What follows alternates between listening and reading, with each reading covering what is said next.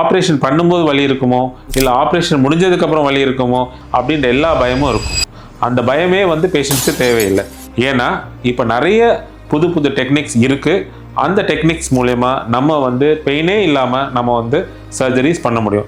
எங்கள் எம்எம்எஸ் ஹாஸ்பிட்டலில் 5 main mantras for pain relief. First, IV medicines.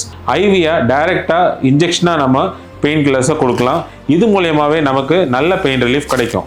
Second method, epidural infusions. Pain killer மெடிசன்ஸை நம்ம டைரெக்டாக நம்மளோட முதுகு தண்டில் கொடுக்க முடியும். இது மூலயமா நமக்கு வயிறில் பண்ணுற ஆப்ரேஷன், காலில் பண்ணுற ஆப்ரேஷன்ஸ், இந்த மாதிரி சர்ஜரிஸில் சுத்தமாக பெயினே இல்லாமல் நம்மளால் மேனேஜ் பண்ண முடியும். நர்வ் பிளாக்ஸ், எந்த இடத்துல ஆப்ரேஷன் பண்ணியிருக்கோமோ அந்த இடத்த சப்ளை பண்ணுற அந்த பர்டிகுலர் நரம்பை மட்டும் பிளாக் பண்ணுறது தான் நர்வ் பிளாக்ஸ்.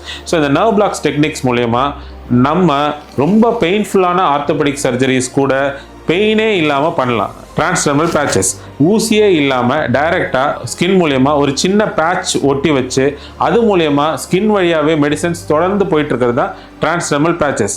இது மூலயமாவும் நமக்கு நல்ல பெயின் ரிலீஃப் அச்சீவ் பண்ண முடியும்.